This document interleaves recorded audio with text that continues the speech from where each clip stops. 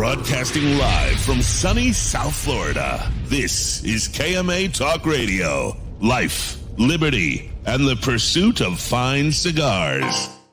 Your KMA crew, the Italian Scallion, Paul DeGracco, Alex Tavella, a.k.a. The GOAT, and always telling it like it is, Honest Abe. I like to smoke them like the Winston Churchill, like John Kennedy, yeah.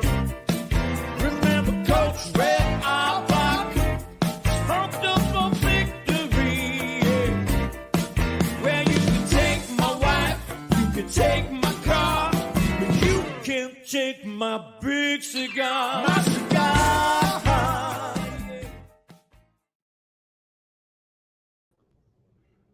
Hello. I'd like to say good morning, but it's not morning right now. It is actually evening, and this is a pre-recorded version of KMA Talk Radio, episode number 488. And I'm joined, of course, with the right-hand man himself, the man they call the GOAT, Alex Tavella. Howdy. It's just us. What are we doing tonight? All right, so this is totally an experimental episode of KMA.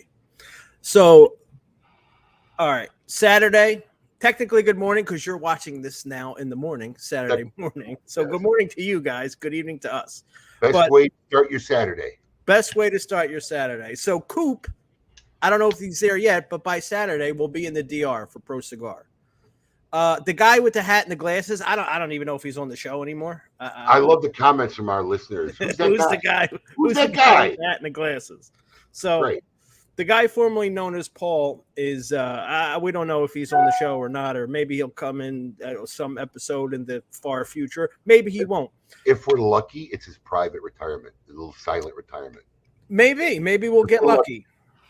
But with that being said, KMA's been on a roll, and we've been working to try and keep it going and get things going on YouTube and keep episodes going, you guys. So I really didn't want to, after the momentum, have another just best of episode. So you actually brought up the idea, why don't we make a video of the TGS interviews and some TGS footage? And so I figured, you know what, why not pre-record it, and maybe we can add some commentary and take, because I'll be honest with you, I haven't seen the 2022 interviews. I haven't either. Right, we were so busy and in the moment, and so I never really got to watch them. So figured it'd be cool to experiment, pre-record an episode, and take a look back at some cool TGS interviews from 2021 and 2022. Yeah, I mean, we're heading in the home stretch of TGS 2023 Mardi Gras Madness, and we just thought it'd be cool to take a trip down memory lane and watch some of the interviews, some of the coolest interviews we had through both of the virtual aspects of the Great Smoke last year and the year before, and they'll be happening again this year. So Alex has been working all day, cutting up stuff, getting ready, and we're going to have a little stroll through memory lane on this very special episode of KMA Talk Radio. Right. So the first interview I want to show was actually the first virtual interview ever of the Great Smoke. Are you smoking? What's that? You have anything lit? I do. I see your night stocking it again, bro. Did I not? When I said it during the show, it was not a sales pitch, man. This is the sleeper of the Great Smoke exclusives. Listen, Socialite Chad Johnson's actually visiting, and he bought himself 2 packs unaware. He didn't want to buy one and not be able to get more in case he really liked it, and he's buying 2 more tonight. This is like, I mean, that cigar is it. Big hit of our TGS releases so far, right here. That is it. Actually, I have one. I'll fire it up while we're doing this. But so the first interview I want to take a look at is the first interview of TGS virtual experience that we did, the digital experience. It was with Rocky Patel. So I looked at this and I looked at the main broadcast. So this was about an hour in is when the first interview started.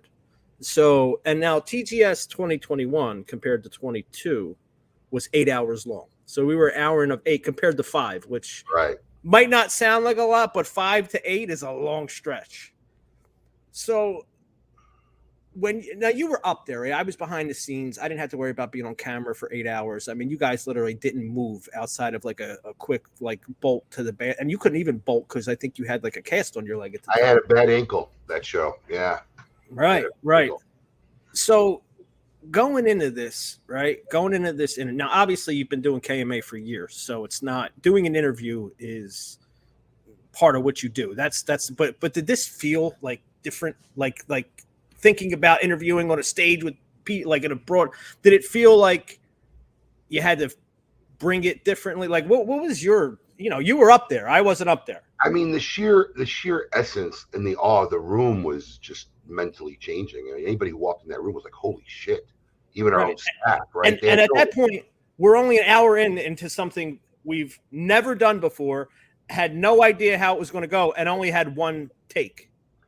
Yeah, no editing, live, no rehearsal. So seeing the room was very intimidating, right? And then it was our first time working with Showtech, so we didn't have really an experience working with the director and the crew and the camera people. And so, in my paranoia and OCD, man, I really tried to think of everything. I mean, everything. So they really had to do minimal thinking and follow a script. And of course, they did a great job. I mean, absolutely, which made our relationship a lot better last year and even way easier this year. Sure. At one point, the first year, because they weren't getting back to me, because these show business people, like, the only thing urgent to them is the job next week. Right. So, like, I was calling them. I remember I was down in Miami. Remember, I was calling them. They weren't returning my calls. I mean, I started calling up from La Polina, Clay. Right. To start working up a backup crew in December. I remember. Because I was freaking out that first one. So, we've talked to them twice so far this year. Well, I mean, listen, we kind of, heard of those guys did what? Golden Globe Award, BET Award. So, I mean, in fairness to them, this is easy peasy, small change for them to get in there and knock this out. For us, it's one of the biggest things we ever undertook. But for them, it was like, relax. It's literally what Clay told me. He goes, dude, they're not thinking about you. Don't even sweat it. I mean, this is welcome to Hollywood. I mean, that's how they operate. You're not even on their paid mind list until it gets time from the paid mind for you. But like this year, we barely talked. We went over a couple of the technical stuff we wanted to change up, and we got a run through of the timeline, I think, scheduled next week. And I mean, it's going to be pretty clear with these guys, and the relationship's great. But there was an energy doing KMA. I'm sitting here alone in the room. You're sitting there in the back. There was an energy of doing this live in front of the 50 or so people that were there. So that was a whole different thing. So, and we had a lot of moving parts. It was me and Michael, and we had Kim and Melanie on the floor, and we had these sets to our right and our sets to our left. But once it got rolling, it just got rolling. We kind of forgot where we were at. We were too busy focused on the timeline. And, there were some emotional moments with my family and with our interviewees, with Carlito and whatnot. Believe it or not, it went faster than it sounds for us. Because, me and Michael didn't get to eat, didn't get to do anything. He's passing me half a protein bar underneath the desk. Right.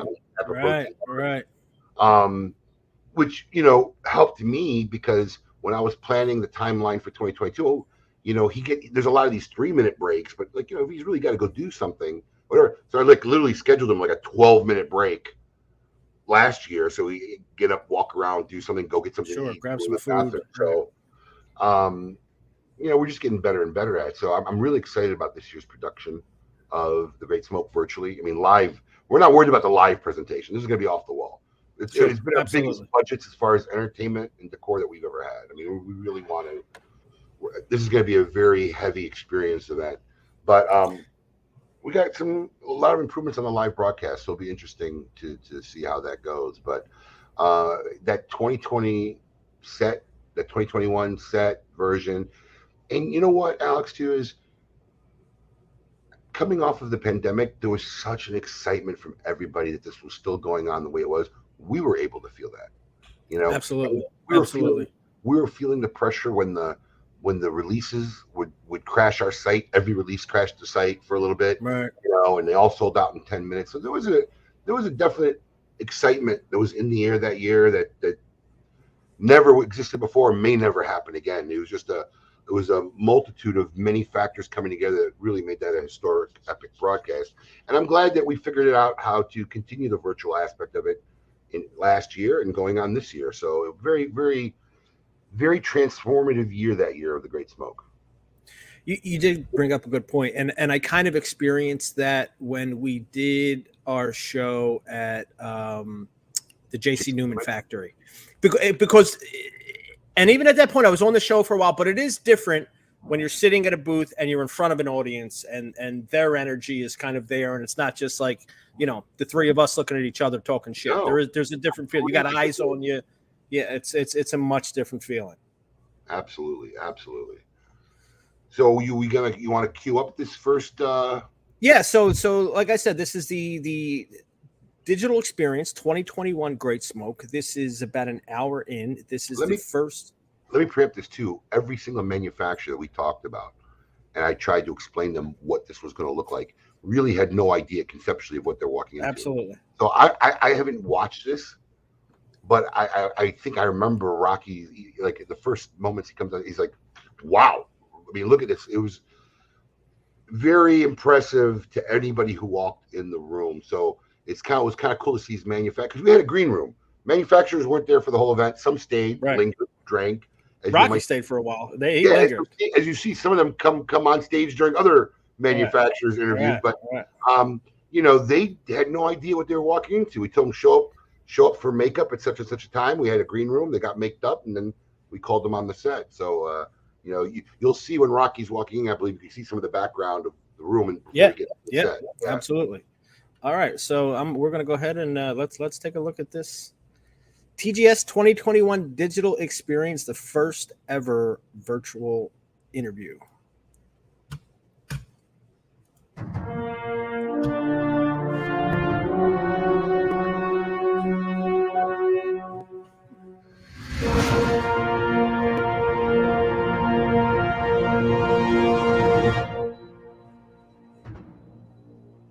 Absolutely. Everyone, please give up a warm welcome to Rocky Patel. Come on.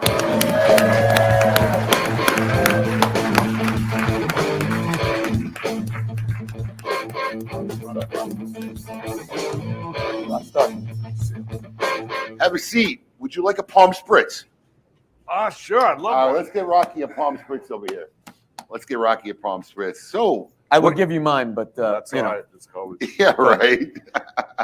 What do you think? Loving this. Amazing, Abe. I mean, you always think outside the box, and this is really great for the industry. It's great for all the consumers, for the manufacturers to hold the family together. You know, this is such a unique handicraft artisan industry, and we get a chance to meet everybody, hang out with everybody, share our cigars, have great cocktails, food, and COVID kind of stopped all that. But here you are bringing this to everybody's home, and it's awesome. I got to thank you for it. It's wonderful. And I know you put a lot of hard work into this, a lot of passion in this. I was back there. I mean, these guys produced the Grammys or the Golden Globes. I mean, there's a team of engineers, television engineers back here. I wish you could see it at home. There's a lot of work going into this show. I'm so proud of you. That's awesome. They got more equipment than the Pentagon back there. I was blown Cheers, away. Guys. Cheers. Salute. Cheers. Salute. Cheers. Congratulations. Cheers. Thank you again. Thank you, Michael. So, Rock, tell me, man, I see you doing videos with Kurt Kennel cooking in his house, in his kitchen. Are you slowing up a little bit? Because, I mean, I don't exaggerate. Rocky was literally one of the hardest working guys I've ever witnessed starting out in my career. Like, he would do 25 events in a 30-day month. I mean, he would pull up to do an event in my store, and he was just out till 5 in.the.morning doing an event in some other store 5 hours away. I mean, probably in mine in New York City. I mean, literally. I mean, it's not even exaggerating. Are you slowing up a little bit? So this has been really an interesting year, you know, absolutely slowing down. I didn't know any better. I mean, 25 years living on the road. I wish somebody would have told me. Just unpacking, packing, you know, getting out. Without your jacket? Yeah. Standing up, it looked great. But when you sit down, it boxed me all up. It boxes you up a little bit. Right. I wish somebody would have told me, take that jacket off. I mean, listen, actually, this is a perfect place to pause. We all can't look like Rocky and Michael in a suit. Look at these guys, man. Seriously. I mean, let me tell you something. What probably gets me is Michael Herklotz can probably walk into any store and buy a suit off the rack, and it's going to look great on him. But I bet you all his shit is bespoke. Well, he does. He has a problem, and sometimes I go to Michael. The height. You got to understand. And sometimes I ask Michael, where do you buy pants from? Or get it, because guys like us, we're like 28 length pants, and they know 28's on the shelf. It starts at 30. So, but outside of pants, I'm a 29. Are you really? Oh, so I can get away with a 30. I'm all torso. You're all torso. I'm all torso, man. My legs are actually short. I mean, listen. I told my wife eventually I'm gonna, because I could get jackets that fit okay. I can get pants that fit okay. But the one thing I can never, ever in my whole life I've had, I'm going to get 2 of these done eventually, is a dress shirt. Because tailored dress shirt. I can never get one where the neck sits right. Even if I get one where the button will close, the button wants to be like up here. All the way, right. Way up here. So it never works really well because, I got just no neck, wide shoulders, Right. And if I fit my shoulders in my waist, I got a thing that looks like Omar the tent maker made it. So I think one of these, I'm just gonna make 2 really nice dress shirts because I know I'm gonna have at least 3 or 4 weddings. I'm probably gonna have to wear a suit for in my future without a doubt. So in your life, right? Absolutely. Yeah, I'll probably end up making like 2 or 3, and just those will be my bespoke shirts. Yeah, that's the tough part too with big guys like you, because I see it with Saka too with the shirts, because to get it big enough, and if you want to wear it untucked, it winds up looking like a tent sometimes. Well, the problem is that my shoulders are so fucking wide. Right. And when I get it to fit up here, it's like a tent down here. I mean, that's the problem. I mean, it's not just like I got a gut, and then forget if you get matching pieces, because the pants that are supposed, my legs are relatively, I mean, they're big legs, but they're not like overweight legs, right?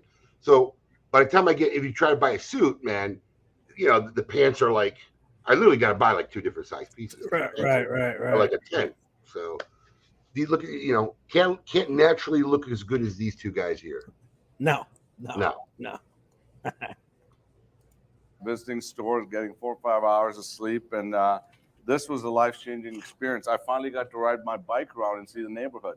And then I saw you horseback riding. Yeah, I was in Montana. You were horseback riding. I mean, I'm one that can't sit around and watch TV. So as soon as I come back from a long trip, I get in the shower and I'm out visiting some friends or out somewhere having a meal. And I didn't know what to do with myself with COVID. So I get a chance to work out, ride bikes, run, cook, enjoy people. I've been taking some short trips to see some of our friends and just go out to the lake in New Hampshire or go out to Montana in the mountains, go horseback riding, golfing, Rocky, fishing, all the above. Now, so you mentioned cooking, right? I mean, look, we all cook. And it's funny, I think in COVID, everyone has become a chef, right? But pre-COVID, I mean, I've had your meals and you are no joke. I mean, you are a real chef. It's unbelievable. Where did you develop that skill? I think my mom, she was a wonderful, wonderful cook. I mean, she actually taught, cooking, and the entire family has a passion for food. So ever since I was 6 years old, I was always in the kitchen trying recipes, cooking, watching, Food Network came on much later in life, but always going out there and practicing new things and working on it. I'd eat something and want to go home and make it the next week. So if you have one last meal that you're going to make. Oh, wow. Oh, boy. That's tough. It's probably be a combination of some French dishes and Italian dishes. I like to do a lot of eclectic stuff. Right now, I've been working on a lot of Thai, Korean, and Japanese, Asian foods, which I really didn't have a lot of experience, a lot more complicated because they're harder to get the ingredients. But I'm working on that, and that's some great cuisine. I want to go to northern Japan and spend like a couple weeks and just eat at some of the finest Japanese restaurants. It's nice to be Rocky. No, this has really been a great year. It's been life-changing experience for me. I mean, I feel like I spent 25 years sacrificing family. I said it must be nice to be Rocky. I'm gaining that all back, slowing things down. At the office, everything's on automatic pilot. And you have a great team. I mean, let's face it. Great folks in your office are incredible. I'm just getting the time to except that Nimish guy. There's always one. There's always one in every office. That Nimish guy. Well, I can't just tell, were offered they him booing or $500 cheering? to go streaking across. I don't know. I thought that would be great, like the Super Bowl. Nimish went streaking across the set. They'd shut the broadcast down immediately. No, good for you, Rock. Because Rock. We were just talking last night.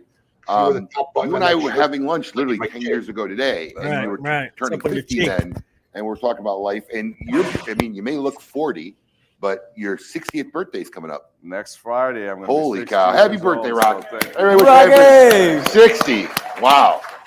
So yeah, it's good for you. It's time for you to relax and chill. And yeah, it's nice when you can actually cultivate the real relationships and bonds and kinships you have with your family and friends and spend more time with them. I plan on spending a lot more time with my parents. They're like 85 and 86. They're older. And it's just been great to slow down and really, really enjoy life and see it from the other side. yeah, And so, yeah, I'm loving it. I'm glad you're getting that opportunity. Now, you outside of the cigar business, now you got some very popular lounges called Burns Lounge. Yes. Many of them been closed through the pandemic. Yeah. So we've been So struggling. you got to through that. experience the suffering on two sides. Exactly. Shipping the product and selling the product. Yeah. So, luckily the manufacturing and the sales side of the cigar business there's a boom right now because the people are at home. They have an opportunity to enjoy more cigars.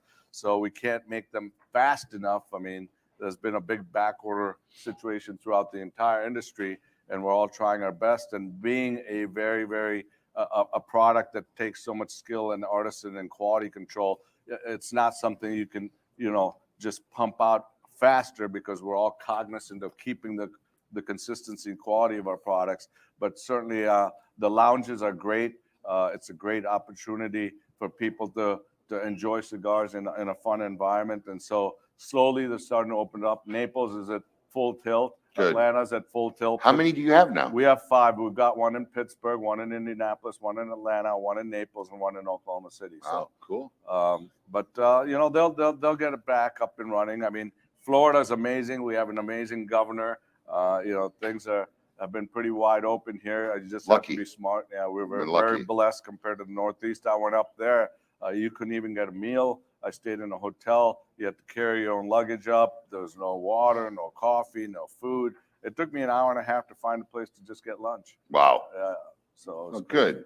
Now, when we initially were thinking about doing this event, Rock, we came to you and we asked you if you would make us something special. Obviously, we're trying to plan this historic broadcast, and you made us this age-limited rare, the ALRs, and tell us about this cigar and this specific Great Smoke release. Yeah, so that's been kind of our baby. We have so many different brands and so many different varieties of cigars that in the last several years, I decided to start making limited batches of cigars that I could age in a special humidor for 2 years. We would actually take aged tobaccos, make the blend, and put them away under lock and key for 2 years. So it wasn't like we went in there and smoked the cigars after 4 months, 6 months, 12 months, 14 months to see what the cigar had developed and tasted like. We literally waited 2 years, and we made 2,000 boxes of 3 different sizes in the age limited and rare, and they were sold out right away. And so I thought that would be a very, very special cigar. We made this in a special size called the Bala size. It's a size that was developed by Hamlet, who comes from Cuba. I have no idea what the Spanish music is. It kind of is. But I'm gonna. Abe, you're muted. Let me unmute you. Unmute yourself. Sorry, yeah. I think that was Georgie. I assume sound testing in the background. That was Georgie Latko sound testing, and he put on a good show. Actually, he's a Spanish rock guitarist. Yeah, he put on a good show. So I think I was going to ask, was that coming from you? But that's exactly what it was. No, that's the first time I caught that. It's got to be. Yeah, it was him tuning up because he was probably going on an entertainment right after this. Right. Set. It's kind of fitting for Rocky, though. I got to be honest. It's a Spanish guitar playing in the background while Rocky interviews. It does.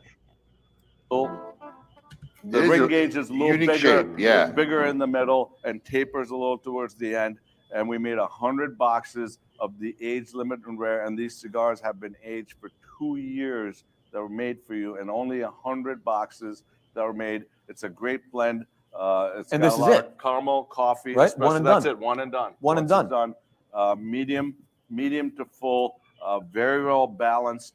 I would say that it's got a lot of notes of coffee, espresso, caramel, and very well balanced. San Andres wrapper from Mexico. I think people are going to enjoy that cigar. Well, listen, thank you very much. Rocky, you've been one of the guys since the beginning of my career. Anytime I came to you with a crazy idea, you've always been supportive. I deeply appreciate it. It's companies and guys like you who continually support me and my offshoot ideas and why stuff like this happens. So thank you very much. And those of you out there right now, this limited edition product is going to go live right now. So it's available for sale. Go to thegreatsmoke.com, enter your store, and hopefully you'll be lucky enough to get one of these 100 boxes made by Rocky Patel. Well, 99 now for Rocky Patel. And Rocky, thank you so much for coming in. I really appreciate it. I know, like, you got so much on your schedule, and you taking your time to be part of this event, man, means a lot to me. Great to be here. Congratulations for pulling this off, Michael. You're always a great host. We know that. We love you all. And to everybody out there, be safe, enjoy your life, take care, and looking forward to seeing you out there somewhere. All right, stick around for a second. Enjoy this cocktail. All right.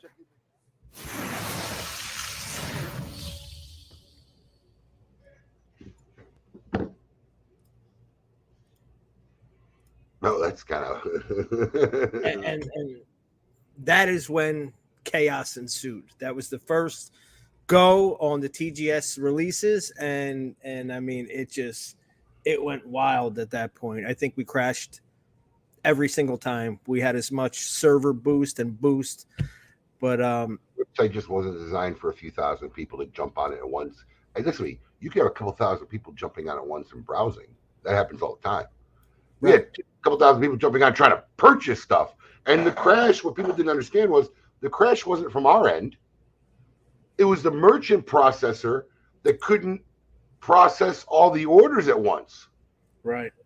You know, I don't think people realize, but I think probably some of the biggest sites in the world, you know, maybe outside of Amazon or whatever, the odds that they're having 2,000 purchases being attempted or close to it at the exact same second is like rare. Absolutely. Rare. Extremely And I rare. mean, and it's not just the people on the site. Everybody's refreshing. So the more you're refreshing, you're just another person on the site. And I then mean, we had a TGS celebration sale going on that weren't the same deals or whatever, but people who weren't participating were able to go to our website and take advantage of some deals. And a TGS celebration sale, we called it. And they were there buying too, unbeknownst to what was going on virtually. No, it was a wild time. It was a wild time, but I mean, it was all part of the, like, you know, never done before. We never did this before. We never had Great Smoke limited releases released. You know, we didn't know how the show was going to go. We didn't know how these sales were going to go, and it was cool to be a part of that because it was like totally uncharted territory. Might be a good time to run that little footer right there. Yeah, I ran it. I didn't see it. Okay, I ran it during the ad. Once again, folks, we're actually pre-recording this. We're not going to be here with you guys live on Saturday, but we wanted to have something for you, and we thought this would be a cool and kind of special little idea to bring you some past TGS interviews to kind of share with us. Like you said, we haven't watched these through like this ourselves. I didn't realize that, like, Georgie playing, you know, kind of got caught in the broadcast. So it's kind of cool because we don't really get a chance to go back and just take the time. And these are 2 years old now. So I mean, it really is a nice walk down memory lane. Who do we got up on deck next?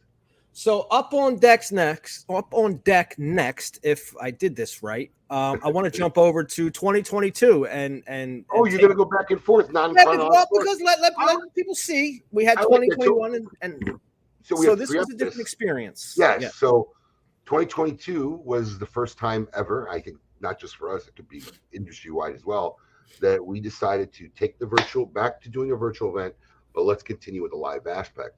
So on top of this big exhibit hall with the main stage, we had a little side stage where, who now we call him the official face of the virtual Great Smoke, Michael Herklotz, had a little side set, was basically walking everybody at home through what was going on at the event. He worked with Paul and Kim around the field and tried to make people who were participating virtually feel like they were at the event. So it's not the studio look. It's not 3 solid sets. Everybody's moving and running around, going from the stage, coming off the stage, going to Paul, going to Kim. So it's kind of a very, very wild broadcast. So The only time, so people who were there live had no idea what was going on. Which brings a good point for some of our KMA listeners watching right now. This may be the first time, if they were there live, that they actually get a chance to see it from the virtual side as well. Though I do know a lot of people actually went later on and just watched it virtually again to experience it again. Because it's like watching two different ways, right? Right.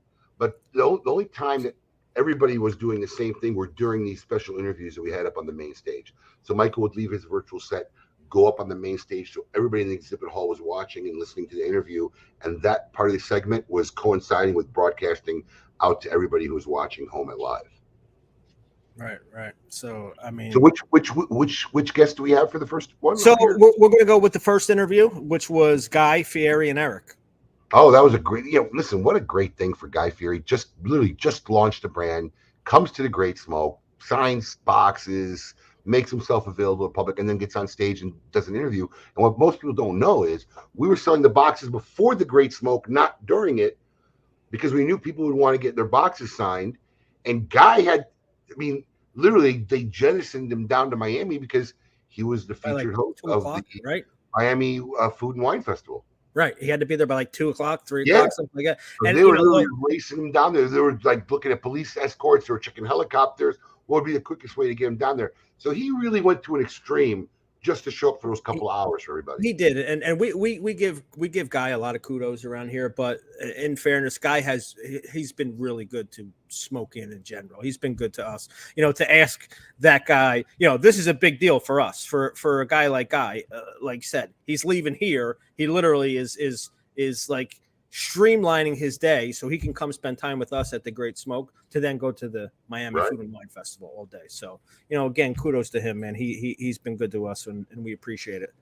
So let's take a look. TGS 2022 interview with Guy Fieri and Erik Espinosa. So these aren't the. Whoop. This was the 3-second breaks we had of aerial footage just to show we had 3 breaks just for timing and buffering. When you got a live broadcast, you got to buffer something. So there you go. Welcome back to the Great Smoke 2022. I'm Michael Herklotz with Fieri Otego Cigars. I have 2 great guests who probably need no introduction, but just for the benefit of those in the room who are, living on a different planet. Guy Fieri, Erik Espinosa, our first interview. Gentlemen, thanks for making the time today, huh? Thanks for having us. Absolutely. This is amazing. I heard about it. Abe told me what was happening, and I didn't quite get it to this level, but this is, as we would say, this is off the hook. Good people, too. A lot of folks enjoying it. I love the festivities, all the shirts, so thanks a lot for having me. Man, this is very exciting to have you all here. Obviously, it's exciting. You've got a cigar that's about to launch with Erik. I think we talk a lot about the idea of food and cigars and the parallels, and I want to talk about that in a minute. But first, Erik, we've known each other a long time. Your entire life is really about cigars and tobacco, going back to the very beginning. Guy, interestingly, your life goes back to culinary as a kid, but I'm curious, when did enjoying premium cigars become part of your life? Well, I graduated. I went to UNLV in Las Vegas, and cigars were always that premium that you could never afford. But when I finally graduated, made a little bit of money. I think I made a whopping $22,000 when I got out of school. And there was a cigar shop in this little town in Long Beach, California, where I live. And I didn't really know a lot of folks there. All I did was work, and I wasn't from Long Beach. So I would go down and hang out at this place called Churchill's. And it was right off the bat, the camaraderie, hanging out with a bunch of different folks, people you'd probably never, bump into or know, and just sitting there and learning and talking about cigars and having that opportunity to just kind of engage with it. And so I've always been a fan. Multiple humidors. I've gone through the good, the bad, and the ugly. I've had the Beetle. You name it, I've gone through it. And it's been something in my career as a chef that I always wanted to do. So it's been a long running program, and I love it. It's so funny because I see all these folks here that came by and said hi when they were getting the cigars, and these are the kind of people. I mean, they're happy people, they're fun people. This is an engagement. This is like drinking great wine or great tequila. I think it's funny, more about these parallels. Obviously, when you're creating a blend, I assume you guys have kind of talked about this in the past, Erik. The idea of trying to create a blend that has balance that gives you a little sweet, that gives you a little savory, that leaves your palate feeling better than before. Obviously, Guy has the same challenges creating a dish. Erik, talk about your blending process as you approached this project. This isn't just making a great blend, but it's making a great blend for a great chef. That's a very unique challenge. Walk us through kind of how that worked out. Yes, Erik, please tell us about this. Well, actually, it's one of the easiest things that we've done. Listen, a lot of you guys don't know he's a big cigar smoker, okay? And I asked him what he liked, what is it that he wanted to do. And unfortunately, because of the COVID, we couldn't go down to Nicaragua. He was ready, set to go, but we couldn't do it that way. So we just sent a lot of cigars between the Espinosa team, his team. We tried it. We had like 20 different blends, and we all voted on the same one, which is what the product that we have now. We have a Sumatra and we have an Ecuador. The Sumatra, the Maduro, it's a little bit medium to full, and then the Habano is a little bit lighter with a little bit of bite. That's what he likes. He's a big, what he likes to drink is heavy stuff. So I know what he likes. So it's very compatible. You understand? If you drink Bud Light, most of the time you like Connecticut cigars. So we wanted something that, we can appeal to the masses, and that's what we created. And I'll tell you, he's been kind of like I've been going through Jedi training. When we first met, we met a couple years ago through friends. And I've always wanted to do my own cigar. And so we met and we started talking. I said, you know what? Before we even get into this thing of making a cigar, he says, let me see what you smoke, how you smoke. I mean, the first thing he did is he handed me a cutter. I said, I don't cut. He goes, okay, we're buddies. You know what I think is interesting? Premium cigars tend to be one of those hobbies that I think people jump to expertise too quickly in. I mean, and if you think about being a chef, you can't just be a chef. You have to go to school to be a chef. You have to learn how to be a chef. And you may be a foodie, but to really have a disciplined palate to appreciate all those different clearly things, a reoccurring theme. it takes time, it takes practice, whether it's cooking or whether it's eating. And frankly, I think the same applies to the premium cigar industry, and not enough reverence and respect, I think, gets paid in our industry to the work that gets done by people like Erik. And I think your approach to this, which has clearly been not one of just celebrity, but really one of respect and admiration for the industry, is really quite admirable. And I just wanted to say that to you, Guy, because as an outsider watching, I really appreciate how you are approaching this. Well, thank you very much. And I'll tell you this, Erik was not quick to sign on for this. That's how I originally approached him, is I want to do this. And I understand now, and especially after learning so much about other people that are in the celebrity world that have got into this and they just want to put their name on something. I said, that's not what I want to do. I want to be from the ground up on this. I want to make sure that we really do this together as a team. And we're 50-50 on this. I mean, he's amazing, as you guys all know. And the education is ongoing. I say this about cooks all the time and chefs. If you're not learning every single day something new about an industry or something that you enjoy, then you're really not in it. And as a chef, I learn every single day. And he sent me probably 50 different cigars. Said, okay, now what do you think of that cigar? Okay, now what do you think of that cigar? What did you like? What did you not like? And this has been going on for 2 years. And finally, I think I graduated. It's like I had the test. And I graduated. He said, okay, I'm making cigars with what I think is your palate and the way you want it. I'm going to send them. And we smoked those for about 3 months. And that's when we made the decision. And it has really been an ongoing process. And this is not a stamp deal. And was your approach to evaluating those blends, it's when you enjoy cigars as a consumer, right? That's a lot of fun. It's like going out to eat. It's a lot of fun. But all of a sudden, when you start approaching a blend as a blender, as a manufacturer, and you realize that you have to satisfy other people's palates, not just your own, I imagine it's a lot like cooking for yourself at home versus what do you put on a menu. Walk us through what that was like to start thinking differently about a hobby that you enjoy so much from your palate versus a consumer palate. And again, it was that same testing that we do when we're making a recipe for one of the restaurants. I'll make it, I'll eat it. My chefs will taste it. And then I'll just go grab my family. My poor family has been put through the ringer of trying every recipe. We tried cream of garlic soup 64 times before I made a menu. Yeah, I mean, it sounds great. Yeah. It was dynamite, but my wife she won't have cream of garlic soup ever again. But that's what we did is he sent me a bunch of the cigars and I gave them to my friends, from the ones that smoke cigars to the ones that are novices. And I just asked everybody to do the same polling and same paneling to say, what did you like? And I gave them the feedback. And that's what we want to do, because I think that, you know, everybody's got their style. I was a big Maduro guy forever. I mean, I thought the bigger, the bolder, and actually the education that I've received, you know, that Erik gave me, and what I've started to learn about my own palate when I come to smoking cigars is I'm not always into that. You know, I like it after the meal, but if I'm smoking 5, 10 a day, and hanging around with him, I smoke 15 a day. Yes. When you think about the experience of dining, there's fast food, there's family restaurants, there's fine dining, Chicken guy. What's that, chicken guy? But there's room for all those different experiences, right? In the premium cigar industry, it's the same thing. We have very high-end luxury cigars. We have the most accessible cigars sold in non-box bundles and everything in between.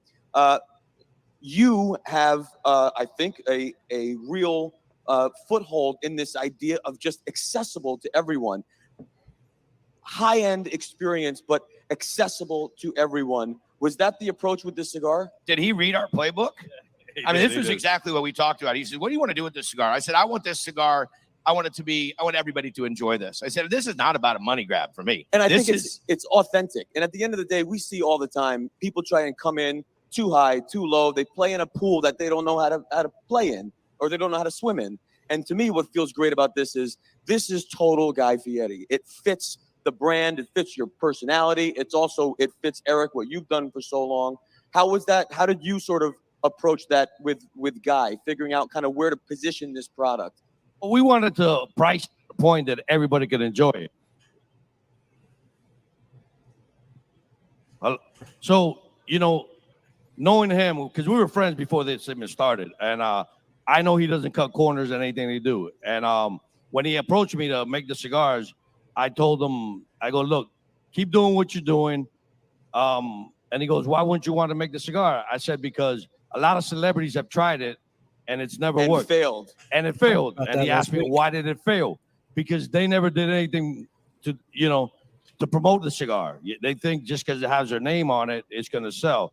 And it took us a long time. It took us a couple years. And he said he's all in. And this man has, every time he's given me his word, he's fulfilled it. You know, he's got to be back, in about an hour. You know, he's doing the Food and Wine Festival, and he's got interviews and all that. So he's got to be back in an hour. As soon as we're out of here, we got an escort. We got to, try with the cop, and get the hell out of here. This is a special event for real cigar enthusiasts. And I don't think a lot of celebs would go out of their way to come to an event like this. And we certainly appreciate it. It speaks volumes, again, to your authenticity as a cigar smoker, now as a cigar maker with Erik. Final words for the group about your brand, about your product. Well, there's a really key point to this that is so important. So when I first got on TV, I made this brand called Knuckle Sandwich, and that's what all my companies fall under. And I've been asked millions of times to put it on wine, to put it on different products and so forth. And I've never lent that brand to anything because it's my brand. I mean, it's like it's the brand. Sure. And this was kind of like the crown jewel for me and for Erik to make the deal that we were going to call it Knuckle Sandwich. And so there's no failing at this. We're not half-assing this. I am at the Food and Wine Festival. It's my week. As a matter of fact, I have a demo in about 2 hours and then my big dinner. And I told Erik and I told Abe when I was at the shop, I said, I'll be there. So we busted ass, got here today. We got to turn around. I got to be on stage at 2:30. But I came here because I wanted to thank everybody that's giving us the support and to share with Erik that I'm in this to win this. So we're making it happen. You want to do one more? Yeah, but before you go, I just want to show you guys something. If you think this man don't know about cigars, here, Guy, would you like a cutter? Are you kidding me? So how do you cut your cigars, Guy? So this is one of the things, and I did this before, but this was like our test, like whether or not we were going to be cigar buddies and hang out. He says, he hands me a cigar. We were at the Lowe's Hotel, hands me a cigar, and he throws the cutter and the lighter on the table like this, and I just take the. He goes, "What are you doing?" I said, "I'm taking the cap off." He goes, there you go. Friends forever. Well done. Guy Fieri, thank you very much for joining us. Erik Espinosa, thank you so much for joining us. Have a great Food and Wine Festival, and let's hear from our friends at Rabbit Air. Cues out there. So I'd say a funny thing. I still cut my cigars. Whatever. Listen, it's funny because I bite. I know you do. I know you're. I bite. In fact, if we're out, my wife hands me her cigar. She will rather I bite it before she lets someone cut it. Is that you? Or is That is not me. That is. But that could be me. Or no? No, it's not you. It's the same car right here that keeps going off. It's Oh. probably somebody with their keys in their pocket and keeps. And there's probably somebody in the shop. It's going off 3 times. So I tell you what's convenient, right? So I'm watching this. Well, I might have to go back and rewatch it because you may have cut it. But people. If you're not noticing, I've been bouncing in and out of the screen because I'm actually here working. Alex just figured it would be a good night since I'm working late. I'm actually working on the timeline for the production. So I'm bouncing in and out and I'm working on it. And I'm watching this and I'm noticing the tight start from the beginning of the interview. So I want to make sure I tell the director, because look, you could see it in the background there. The stage looked amazing, right? It was the Hawaiian Luau theme. We had 2 volcanoes. I don't know if that got in those. So I'm going to tell him start from a wider full stage view and then zoom into the interview. Now he may have done that, but I'll have to go back and watch. But these are the kind of cues I have to put for the director to let them know what to do. So it was kind of good timing to actually have seen that part of the broadcast. But, I'm telling you, I am so impressed with Guy and his determination and his so far consistency of really backing his brand and his product and really taking this cigar seriously as part of his knuckle sandwich brand. So, kudos. You're on mute, or I'm not hearing you. I'm on mute because the damn thing is going off. And what I was going to say is you can see that because at that point with the interview they had just released the knuckle sandwich, and we fast forward to now they've released the Chef's Edition, the Connecticut. 55. Just released the 55, right? So this was not like a one and done deal. Let's throw Guy's name on it. They're still invested. This is a knuckle sandwich is a real brand that's going to be here. It's not just some cigar that Guy slapped his name on. Definitely doesn't look like it's going to be one of those fly-by nights at all. Right. So, well, we're about an hour in. So far, this experiment, I think, has gone pretty well. Hey, it's definitely been interesting and fun. I missed the rhetoric of the comments. Of course. I keep looking there. I'm like, God, no one.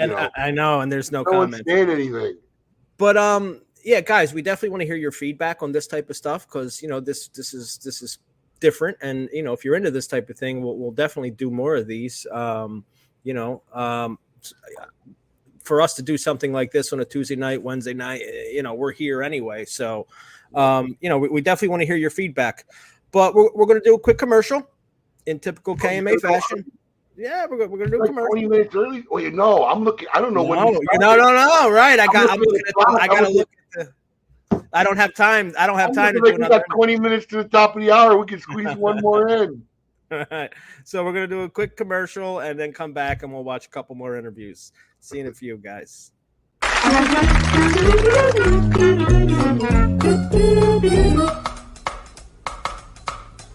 Phenomenal.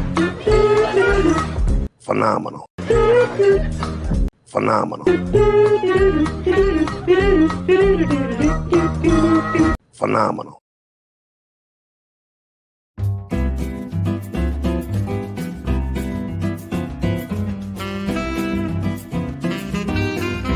Explore the unexplored with St. Louis Rey Carenas. Set sail to discover an extraordinary Honduran cigar deeply anchored in tradition. The St. Louis Rey Carenas features a Nicaraguan wrapper, cloaked over 100% Honduran tobacco that make up the binder and filler. The St. Louis Rey Carenas, in the Toro size, received a 93 rating in Cigar Aficionado and was featured in their illustrious Top 25 Cigars of 2021 list. The St. Louis Rey Carenas is available in 4 different sizes: a Robusto, Toro, Bellicoso, and Magnum. So get ready to take a trip back in time to experience the heritage of St. Louis Rey with the St. Louis Rey Carenas.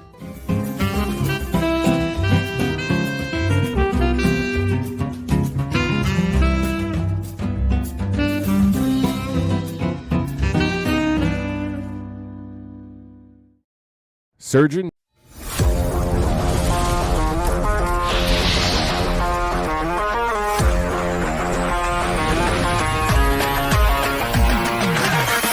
Honest Abe here from Smoking Cigars. It is that time of year again, the Great Smoke 2023 Mardi Gras Madness.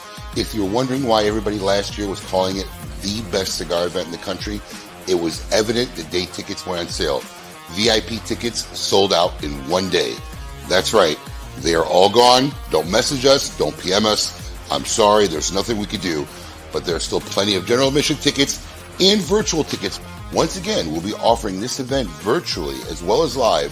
So for those of you who can't make it down, you'll be able to enjoy the festivities from the comfort of your own home.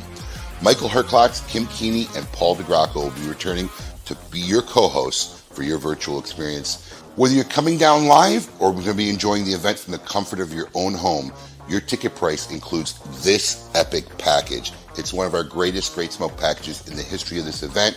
Over $400 worth of product and great swag for the low cost of $165. If you're coming down live, you'll get your package the day of the event. If you order your virtual ticket, they'll start shipping weeks prior to the event in early March. For those of you coming down, we have 4 full epic days of fun.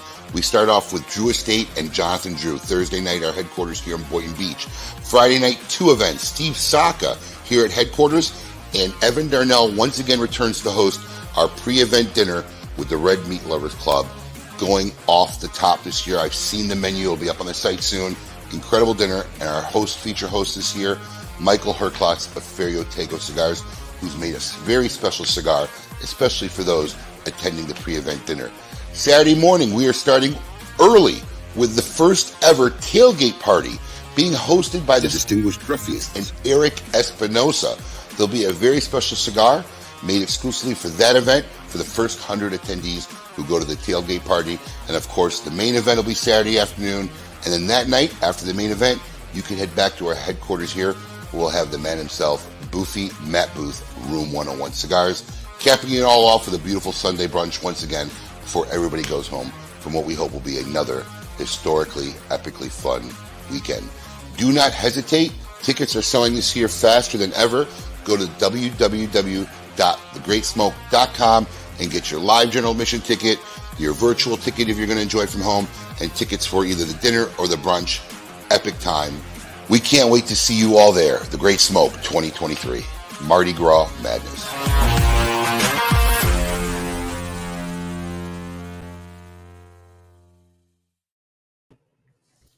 Oh, I didn't know if you were going to be ready. I was waiting, man. I was waiting.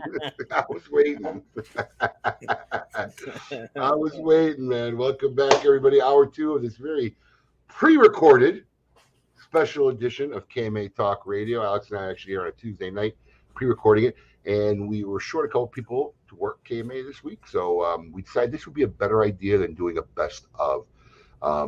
In the spirit of the upcoming 17th annual Great Smoke event, which is now live and virtual, it's been 2 years prior to now, we thought we'd take you down a trip down memory lane and replay some of the highlights of the interviews we've had over the last 2 years during our Great Smoke events. And speaking of which, there'll be 5 interviews this year up on stage at the Great Smoke event. We're going to have Steve Saka, Alec and Bradley Rubin. Now, listen, if you're watching this, I'm telling you, have you checked? Can you check real quick? Do you know the link where that money's at?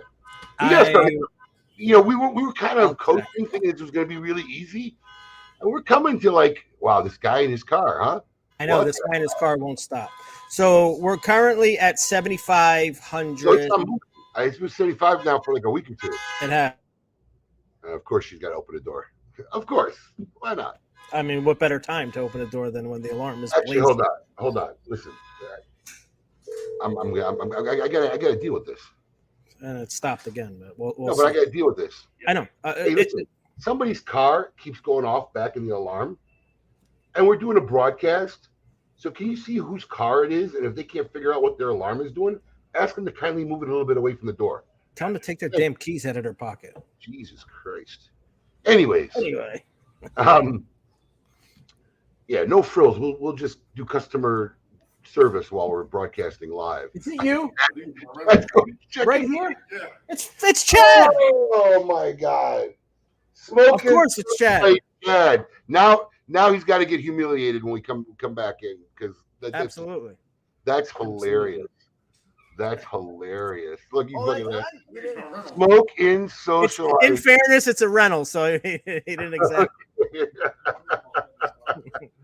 Always good to have Chad come by. Smoking socialite Chad. I only knew you were the problem.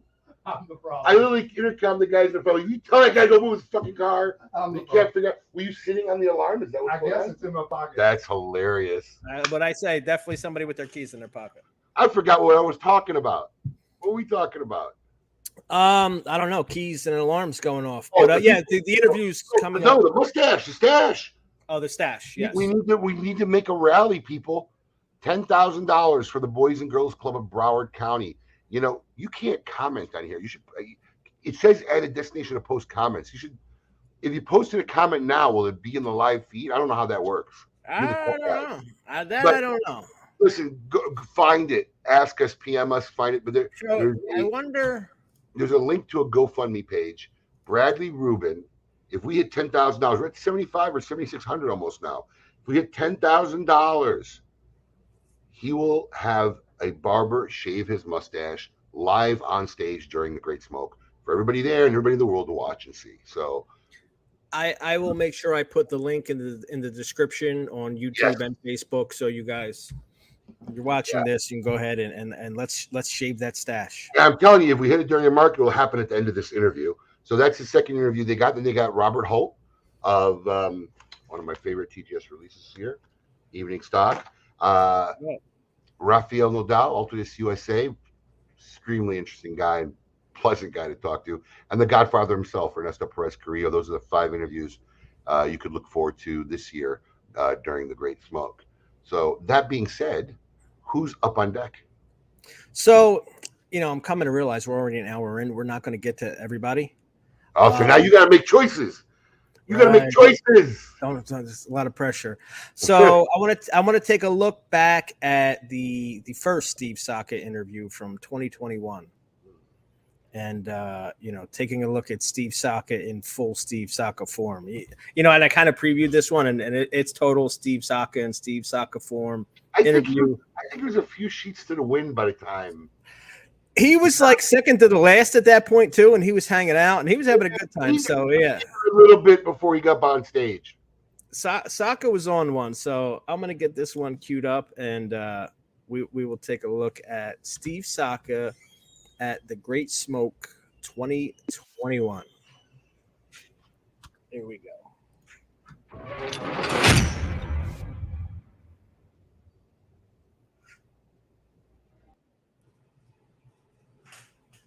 Let's give it up to my man, Steve Saka. Look at this guy. Look at this guy. Back up. That lens ain't wide enough. Back up. There you go.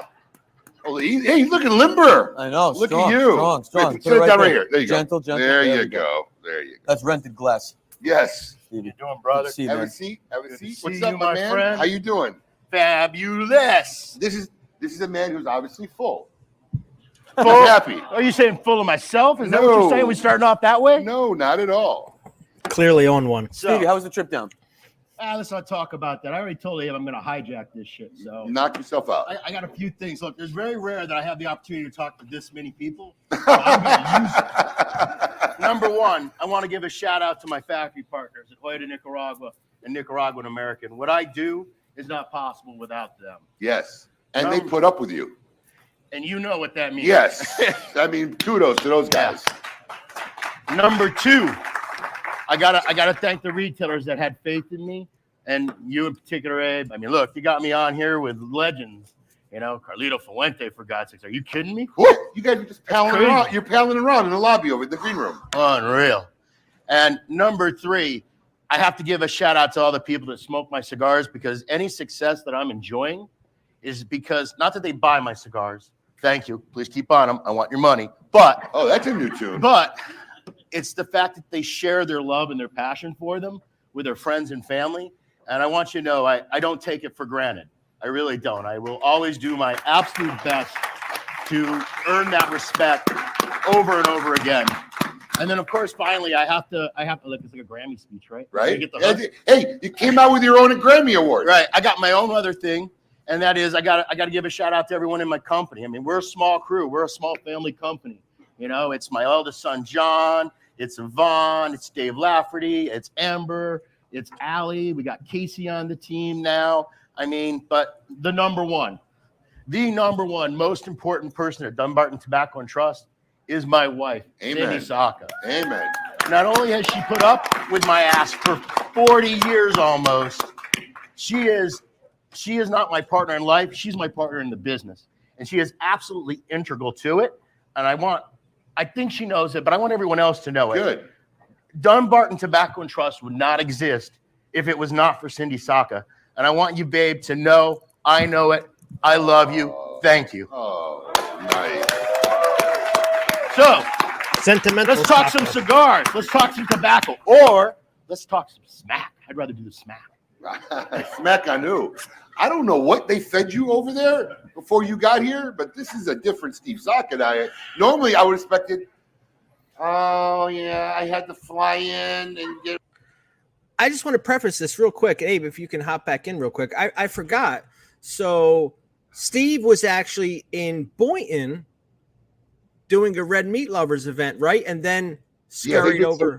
They did some kind of, no, that was.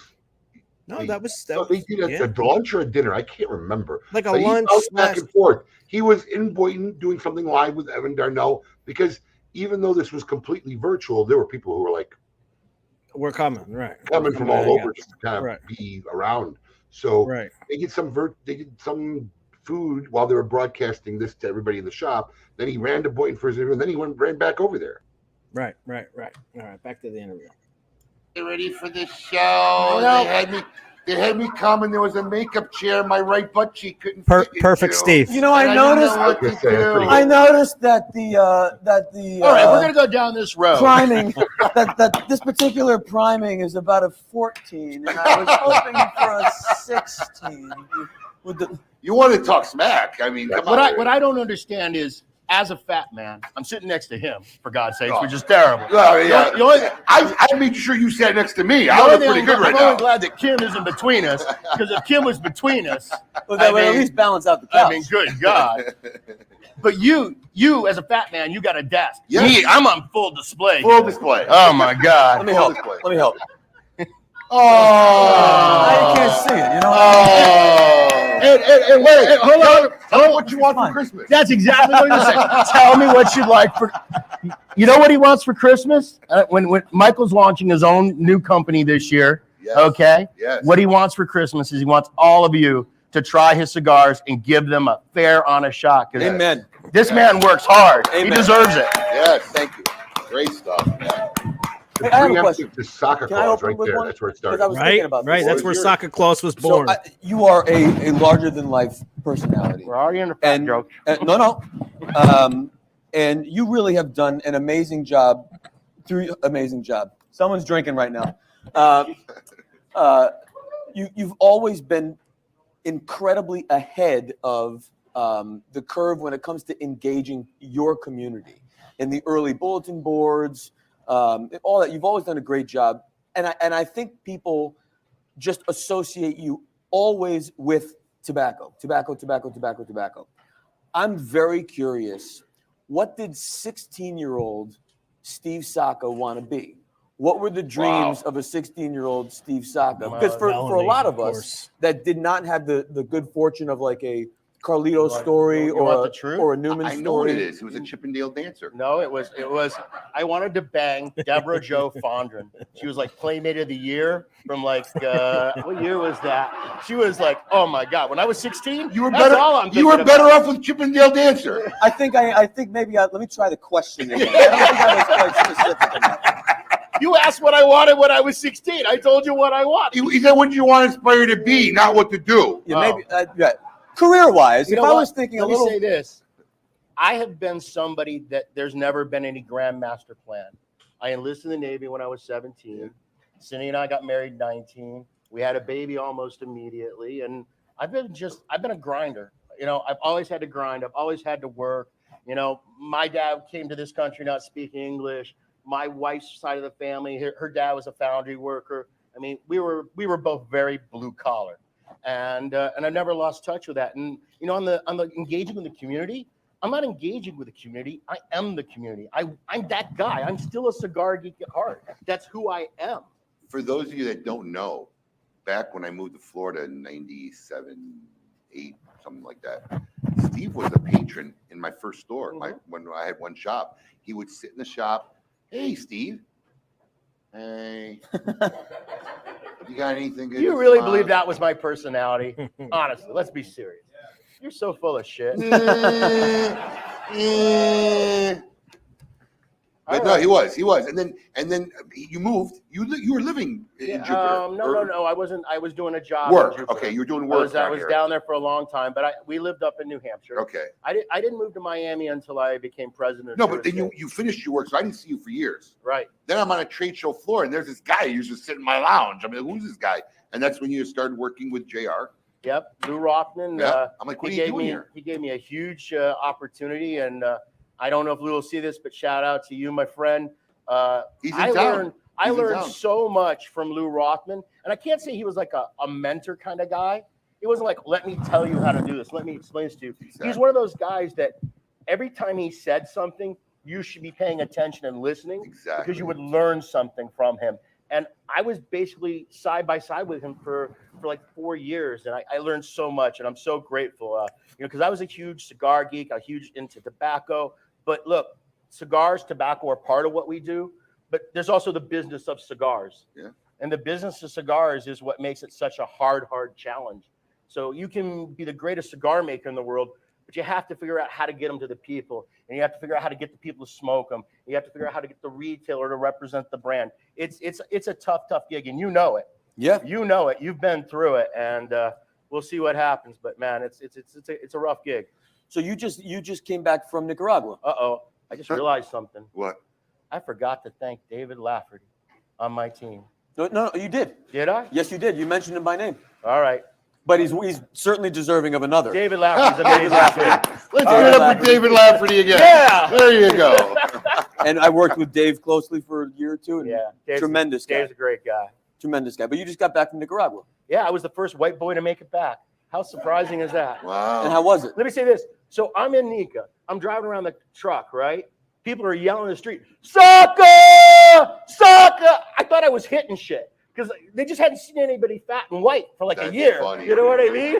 So like the first 2 days, like everyone's just screaming my name out as I'm driving around town.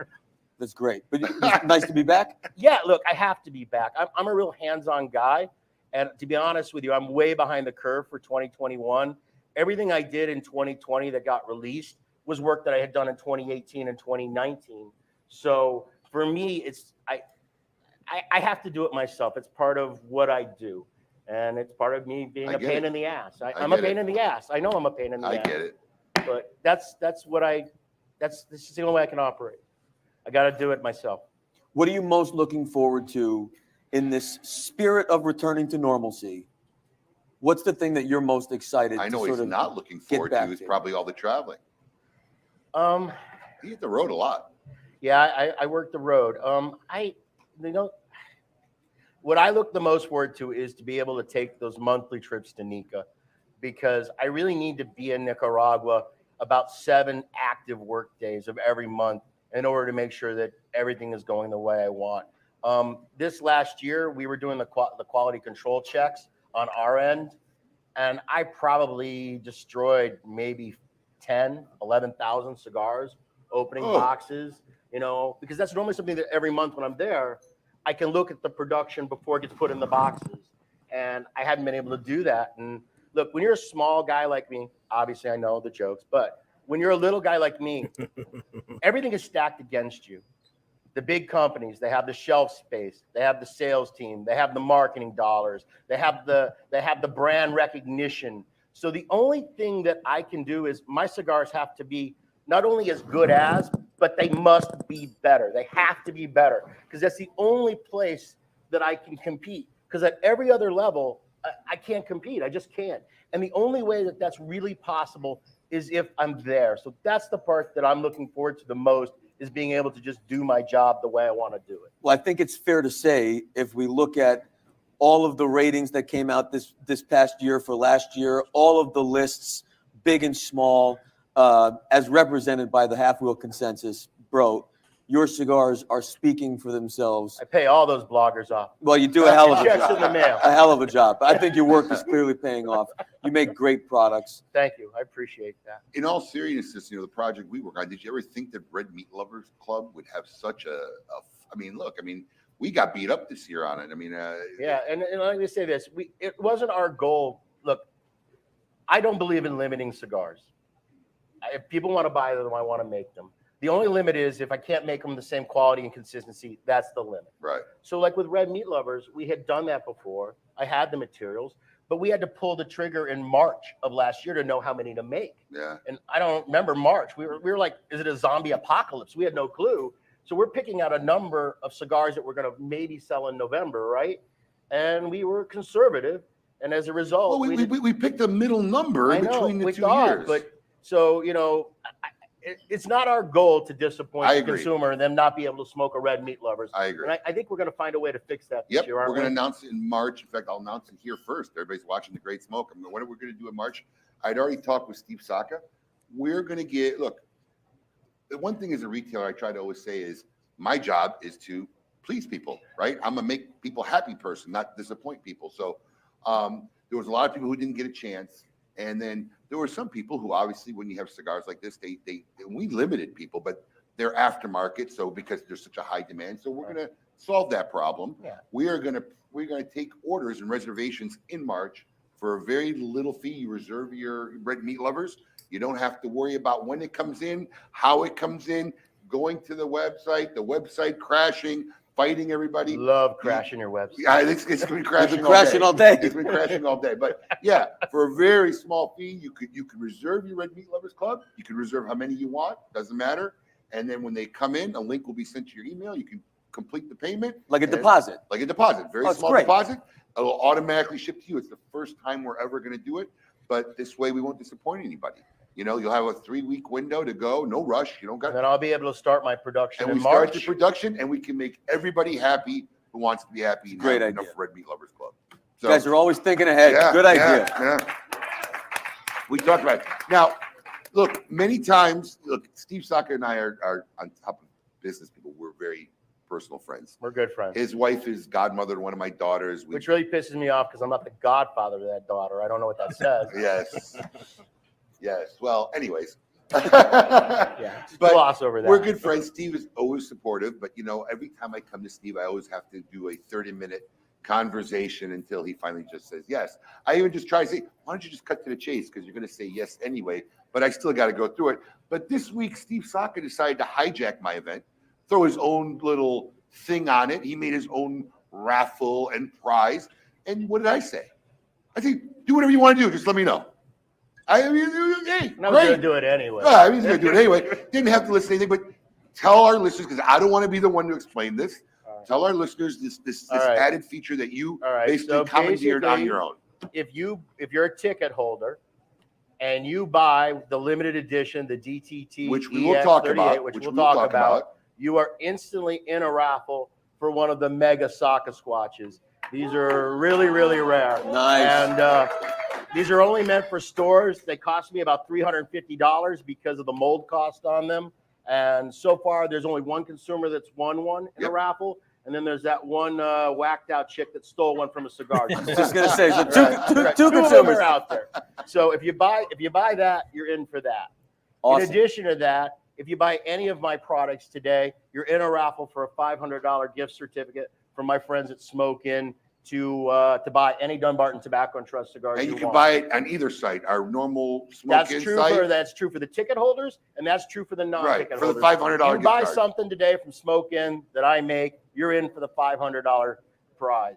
Which we will get you the data, and you will do the drawing next week. That is correct. And next Friday, after you guys get your orders sorted out. Yep. Tentatively, we're saying Friday, but I know you're going to have a lot of work to do. Yeah. No, we'll get it done this week. As soon as they get me the numbers, I'm going to do a Facebook Live, and we'll figure out who's going to get the goodies.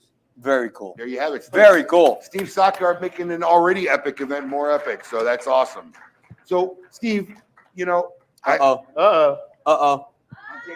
Here it goes. Oh! Who's going to tell him no? Carlito's got it's it. yours. Make him sign it. Yeah. Would you like me to sign that for you? It's gone. The Masked Bandit. What? I don't know if Steve ever got that back. What Carlito doesn't know is he took my Saka Squatch. That's Right, from my I store. brought it back from the store over here. All right, so Steve, look, always working hard under pressure. You made this special release, or you had this. Tell me about this. Where it all I began. don't even gonna say DD&T EX-38. Tell me about this. This is a perfect example of how anally retentive I am. This is a blend that I started working on in 2016. There's a tobacco variety grown in Costa Rica that they typically call Marron. Marron is a San Andreas seed that they grow in Costa Rica. That's the name they give it. It's grown primarily as a wrapper crop, but they ended up with, there's always, when you grow tobacco, you end up with leaves of all different sizes. And there were a lot of little pequeño, really small, short, tiny leaves that you really couldn't make into a cigar wrapper. So I started playing with it as a Ligero, you know, and it's got this, and I know this is not going to help sell these cigars, but I'm just going to be honest with you. It's got this weird kind of, like almost a musty, chocolatey, kind of soft red pepper nature. It's just a really unique taste. So I wanted to play around with it. So I started making this blend, and the EX stands for extraterrestrial because it's this weird tobacco that I had never done. I always, in the factory, I have to give it some sort of code name because they get confused because I'm always making so many sample ligas. And the 38 on it, this is actually the 38th iteration of this blend. I've never been satisfied with it. And I actually put it on the shelf in 2018 because I was just done screwing around with it. You know, you kind of work yourself into circles. I don't know. I put it on the shelf. Abe says, hey, I want something special for the Great Smoke. I'm thinking, you know what? That's a really weird blend. That's a unique blend. Who gets to smoke Costa Rica Marron as a Ligero? I don't think there's another cigar that I know on the market that's like that.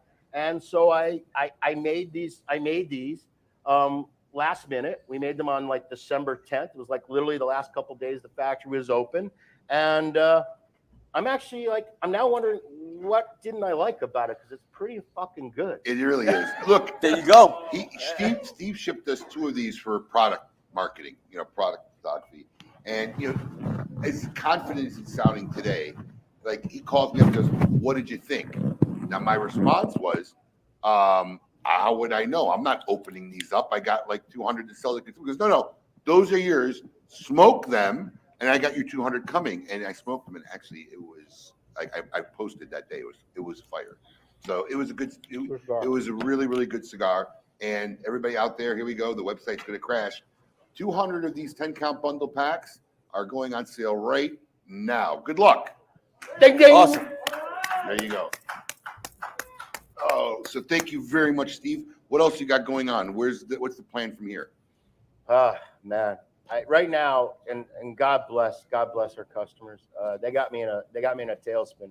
We are just so behind on Sobre Mesa Brulee and Blue and Mi Querida and Umbagog and Sin Compromiso. I'm so thankful that I'm just man. I just got to work. I got to grind harder. I got to work harder. That's all there is to it. That's okay. I'm going to throw that gopher project. What is it? Was it gopher or beaver? What was it you said? You want the woodchuck. The woodchuck. Yes. I heard the woodchuck story. I'm like, all right, yet. I want that cigar. Yeah. We're going to make that cigar. The woodchuck. Absolutely. Yeah, it's gonna be a What was crazy that year. story? You saved the woodchuck on the side of No, the that road? wasn't what it was. I had this woodchuck. It's living under a shed. It destroys everything. It eats everything. It's a big fucking rat is what a woodchuck is. So I catch the wood. I had the woodchuck. I'm trying to shoot the woodchuck. Woodchuck's smart. This woodchuck was in Caddyshack, right? Can't get this woodchuck. I finally catch the woodchuck. It's a woodchuck. I'm going to shoot it. So I put a picture online, and next thing I know, I got people going, you can't kill the woodchuck. That's terrible. That's this. That's that. Boom, boom, boom. And just so everybody out there understands, most places you're not legally allowed to relocate a woodchuck because they're considered a nuisance. Oh, really? Okay. So I said, you know what? I'm gonna start a GoFundMe page. 8 people complained at me. It cost $375 for the animal people to come in and relocate the woodchuck. Here you go. Go to this web link. Donate $25.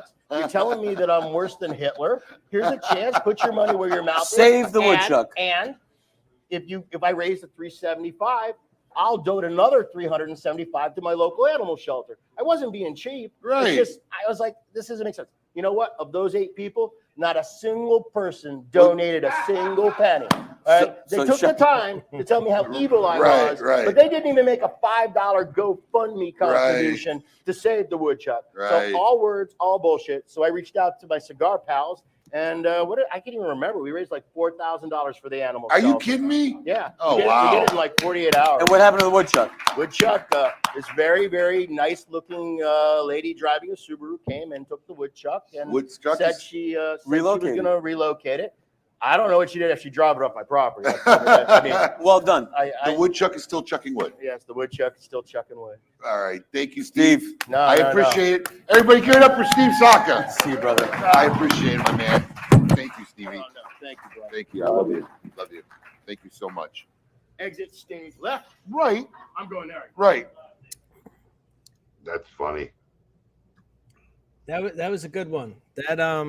That release started the craze that we actually had to do a Saka's second chance drop, and look how far it's come along. 3 years straight. This is my personal pack. Sorry, folks. 3 years straight. You're not getting that one. Yeah, 3 years straight. This one sold out in one day. Right. 3 years straight. Right. So kudos to Steve for continually making epic projects and cigars. Absolutely. Thank you, sir. Absolutely. So who's up on that next? So we got time for one more, and no surprise, obviously, I have to pick the Carlito Fuente interview from 2021. It was the most Abe knew. I kind of figure you were. Well, there's so many parts to this interview, and it was really a touching and heartwarming side of Carlito, and then at the end, the whole, which I'll get into. I'm going to stop it for a minute with the auction. I mean, which was totally improv. That like none of when you watch this, just realize that's the beauty of Michael Herklots. Yeah, none of that was part of the script, and Michael Herklots was just in full form during this interview. And that was his Pro Cigar Festival auctioneer mode kicked in. But when we were doing the digital experience, I knew most consumers had no idea of what they were going to experience. That no one could even conceive of that whole set and what was going on. So I said I needed to draw something to try to get people excited about having this virtual event, because I had seen a couple other major events who had their virtual events, and I'm not trying to put them down anyway. It's just something that it's in this format. It's right.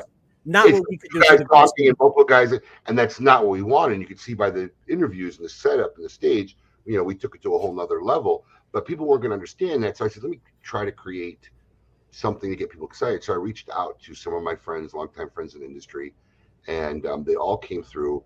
But when I reached out to Carlito and he agreed to do something, never in our wildest dreams that I expected he was going to do something under their legacy flagship brand, Opus X. So he made this TGS edition Opus X, which I could confidently say has to be the greatest unicorn cigar in the history of our industry. I don't think any other cigar has truly been produced in such a limited production of this caliber. And then these boxes, I believe, retailed for $350, $400? $400, I think it was. $400. So these were $400 for a 10-count box, and they were on the secondary market that week for $4,000 to $7,000. And I know of a $4,000 one that was the sale. So probably one of the coolest single store or single event small releases in the history, and probably the biggest unicorn ever made. It was an honor to have Carlito work on this project with us, and then to take time and come down during the tail end of a pandemic, I guess, and do a live interview with a crowd. This is a very moving part, I think, for anybody who was there, watched it, or was part of it. And not only that too, but even Carlito hung out. He came and he stayed and he had a good time. And he stayed and he was with interview actually precedes the soccer interview. Yes, actually, he went on first and was still hanging out, and then decided to run on stage during soccer's interview. Yes. And it was good to see that from Carlito. He was having a good time. Yes. All right. Let's take a look at the Carlito Fuente interview from 2021.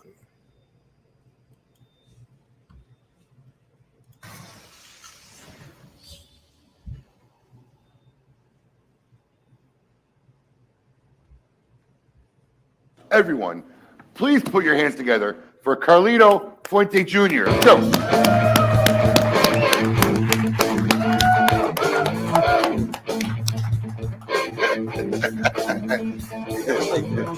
Carlito sits where he wants to sit. Carlito, thank you so much for joining us and part of this. Abe, I'm so happy to be here. Do people hear me? Yeah, they hear you. Oh, good. May I take off this? You may. Okay. First of all, let me just say, you mentioned someone like the only one that wasn't as amicable and everything in this presentation, but he's the reason I'm here. Where is Steve Saka? I want to give him a hug. Right? Yeah, where's Steve Saka? He's coming. He's stuffing his face right now over at the headquarters with the Red Meat Lovers Club. No, let me just say something. I'm so happy to be here. I'm nervous. Don't be nervous. Yeah, I know. I get nervous, Abe. I get nervous. No reason. You're I'm amongst just friends. a humble cigar maker. I'm not about all these lights and all this. This is incredible, my friend. Thank you. This is unbelievable. Of course, the young man, because he's always going to be younger than me. To my right is my hero. Wow. Yes. Look at that. As well as you, because I'll tell you one thing. Great shot of the studio. It's all about family. It's all about people, not about cigars. And one of the things that really, the reason I'm here, it's been your 20-something years, 24 years, 23 years. You're probably one of the first Opus accounts in Florida, for sure. Because you mentioned my brother, Alan Gofar. And you have been very close and everything, because Alan has an eye to recognize where loyalty, integrity, and who are the people who feel what we feel. You're probably one of the first Opus accounts in Florida. And your beautiful wife, Brandy, thank you, saw me in the back room. And she says, Carlito, I have never smoked an Opus because Abe says we can't smoke, we got to sell them. It's very funny. She's probably right. Yeah, probably. When I got married, you had sent 2 cigars with Alan. He sent me a beautiful Maduro wrapped cigar with a natural point and tip, a BBMF, and a natural wrapped one with a Maduro point and tip, and it was called the Abe and Brandy. They're still in my humidor. We haven't smoked them yet. My brother, it's hard to smoke something like that. When I got married, a box of double Corona, I think, with my name, my wife's name, and our date of marriage. And I think I've smoked 2. Yeah, it's and hard. they're still in the humidor. This is what it's all about. It's about people. And this young man sitting next to me, I met him in Boston. A lot of people don't. In Boston Harbor. He had just graduated from school and he's playing the drums. And we were doing an event for St. Jude Children's Hospital, which you do a lot of work with. Yes, and it's a great organization. Everybody should support that. It's amazing. And I see this young man, everything. But he had, I felt it. He had an interest for cigars. And I remember before, I don't think it was really in the market back then. It was probably Project S from Planet 9.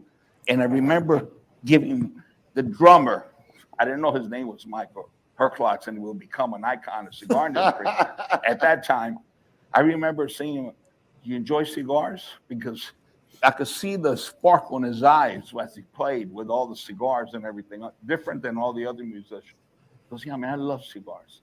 And I gave him an Opus X before anybody in the country, many people in the country ever tried an Opus X. An A. Oh, Opus X A. It was an Opus X A, yes. Oh, my God. Those A's were not available at that time. Wow. And it was something that I had taken to raise money for the children for St. Jude Children's Hospital. So it was something very special to raise money. And that bond, that moment could never be broken, would never be. I want to ask you something, Carlito. Because speaking of when you see someone that has this real profound love and interest in cigars that you know will lead to something great. and you talked about family, and that's where I want to go with this. I met your daughter, Liana, many years ago. You introduced me, and it was just as she was expressing interest. And I remember having a conversation with Liana privately, and she said, you know, I really want to do this. I really want this. And you could tell she was genuine. She loved the business. She loved the legacy. And I remember we had a conversation privately that night when I shared that. And I remember you sharing with me, and I hope I'm not breaking confidentiality. No, never. That there was a lot of, never.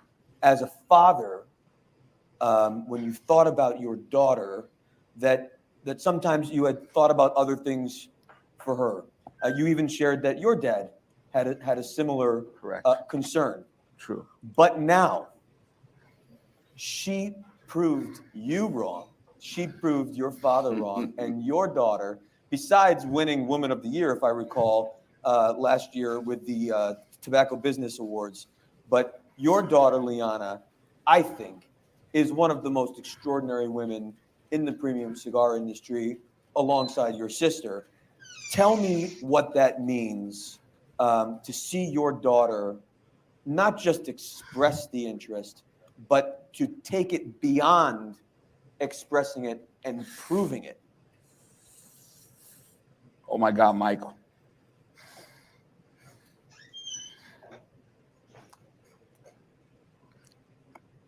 She's a chip off the block, off the old block, just like her grandfather. The things my daughter has done, you know, and how she has given me the inspiration, the emotion, the energy to keep creating and things that she's done. And that she understands that in life, when you reach a certain point, you have the means, you have to give back to others. What she did, what she inspired me to do with the rare pinks and everything. My daughter she's very special. And talking about daughters, the reason I'm here, because it's about family.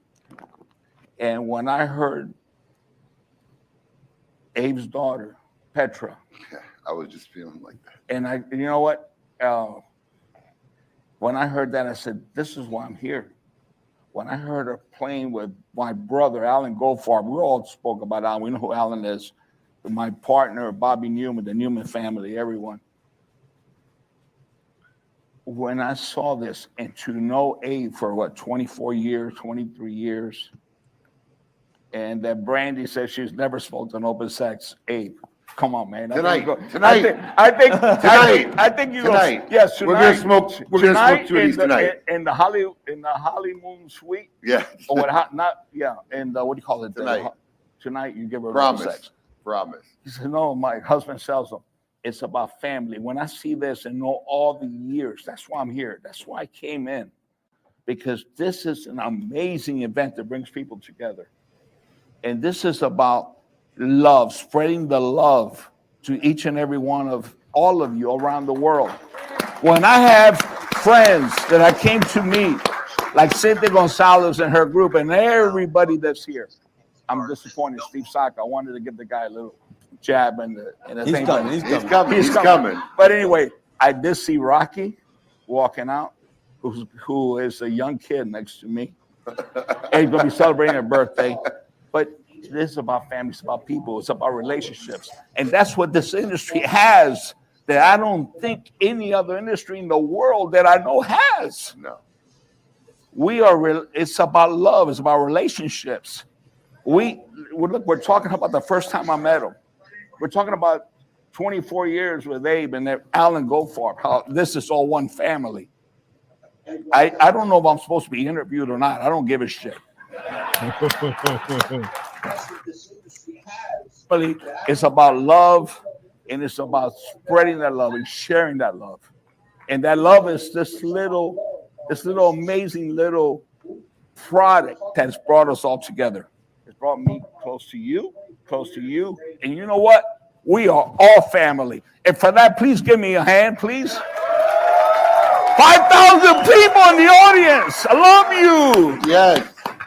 Well, man, let me say, as an outsider to this relationship, I've seen a lot of special cigars in my life. Many of them have had the Fuente Opus X band on them. But I think you are about to talk about a product that transcends exclusive with this box. And I know how much this means to you.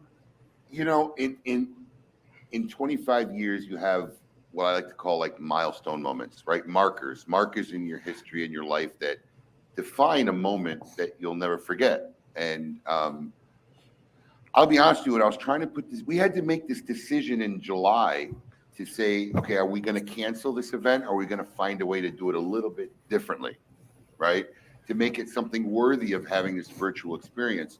So we didn't have a lot of time. And when I went to some of my friends, and, you know, Carlito's always been honestly amazingly supportive and always so kind in projects or just in conversations.